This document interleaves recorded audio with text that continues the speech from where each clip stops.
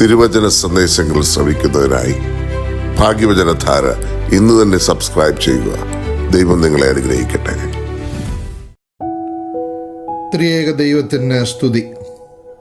ഭാഗ്യവചനധാരയിലേക്ക് ഏവർക്കും സ്വാഗതം. ഇന്ന് നമ്മുടെ ചിന്തയ്ക്കായി വിഷയീഭവിപ്പിക്കുന്ന വാക്യം പരിശുദ്ധനായ പൗലോസ് ശ്ലീഹ റോമർക്ക് എഴുതിയ ലേഖനം 12-ാം അധ്യായം 2-ാം വാക്യം.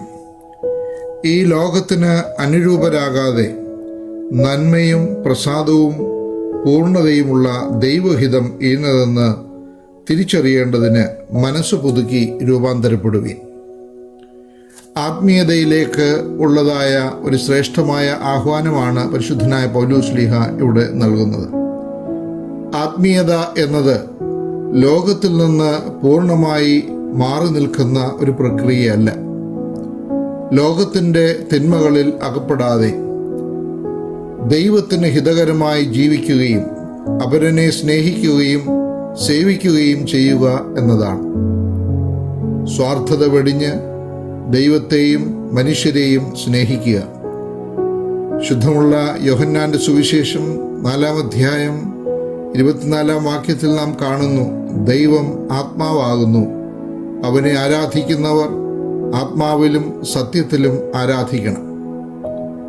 സ്വന്തം താല്പര്യങ്ങൾക്ക് ഊന്നൽ നൽകാതെ ദൈവഹൃദയപ്രകാരം ജീവിക്കുന്നതാണ് യഥാർത്ഥമായ ആത്മീയത. റോമർ 8-ാം അധ്യായം 14-ാം വാക്യത്തിൽ നാം കാണുന്നു, ദൈവത്തിൻ്റെ ആത്മാവ് നയിക്കുന്നവർ ഏവരും ദൈവത്തിൻ്റെ മക്കൾ ആകുന്നു. മതപരമായ ചടങ്ങുകൾക്ക് അപ്പുറം മറ്റുള്ളവരെ സഹായിക്കുന്നത് ശുദ്ധമായ ഭക്തിയാണ്. യാക്കോബിന്റെ ലേഖനം 1-ാം അധ്യായം 27-ാം വാക്യത്തിൽ നമ്മൾ വായിക്കുന്നു, പിതാവായ ദൈവത്തിൻ്റെ മുമ്പാകെ ശുദ്ധവും നിർമ്മലവുമായുള്ള ഭക്തിയോ അനാഥരെയും വിധവമാരെയും അവരുടെ കഷ്ടതയിൽ ചെന്ന് കാണുന്നതും ലോകത്തിൻ്റെ കറയേൽക്കാതെ തന്നെത്താൻ കാത്തു സൂക്ഷിക്കുന്നതും ആകുന്നു. ആത്മീയത അകമേയുള്ള പരിശുദ്ധാത്മാവിനുള്ള പുതുക്കവും പുറമേ ക്രിസ്തുവിൻ്റെ സ്നേഹം പ്രകടമാക്കുകയും ചെയ്യുക എന്ന് ഉള്ളതാണ്. മിണ്ടാതിരിക്കുകയും ദൈവം നമുക്ക് വേണ്ടി യുദ്ധം ചെയ്യുവാൻ അനുവദിക്കുകയും ചെയ്യുക എന്നതാണ്. ഇംഗ്ലീഷിലൊരു ചൊല്ലുണ്ട്, silence may be the loudest declaration of our faith.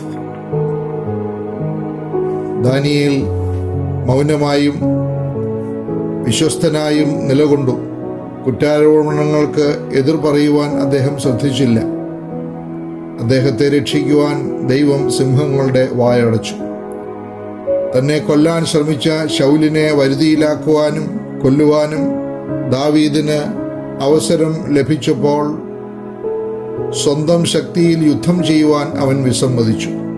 പകരം ദാവീദ് പറഞ്ഞു, യഹോവ എനിക്കും നിനക്കും മധ്യേ ന്യായം വിധിക്കട്ടെ എന്ന്. ദാവീദ് പിന്മാറി, യഹോവ കാര്യം നടപ്പാക്കി. മൗനവും ആത്മീയതയാണ്. മൗനം പാലിക്കുക എന്നാൽ ദൈവം തന്ന നീതിയിലും രീതിയിലും ഉദ്ദേശത്തിലും വിശ്വസിക്കുക എന്നാണ്. നാം ആരാണ് എന്ന് കാണിക്കുന്നത് നമ്മുടെ മൗനത്തിലും നമ്മുടെ ഒറ്റയ്ക്കുള്ള നടത്തത്തിലുമാണ്. മോശ തനിയെയാണ് സീനായി പർവ്വതത്തിൽ കയറിയത്. ഒറ്റയ്ക്കിരുന്ന സമയത്താണ് ദാവീദ് സങ്കീർത്തനങ്ങൾ എഴുതിയത്. യാക്കോബ് രാത്രിയിൽ ഒറ്റപ്പെട്ടുപോയി. പരിവർത്തനം സംഭവിച്ചത് ഒറ്റയ്ക്കായിരുന്നപ്പോഴാണ്. അനേക വർഷങ്ങൾ ദാവീദ് ഗുഹയിലും മറ്റും ഒറ്റയ്ക്ക് കഴിഞ്ഞു. ദൈവം മാത്രമാണ് നമുക്ക് വേണ്ടത് എന്ന് നാം മനസ്സിലാക്കുന്നു.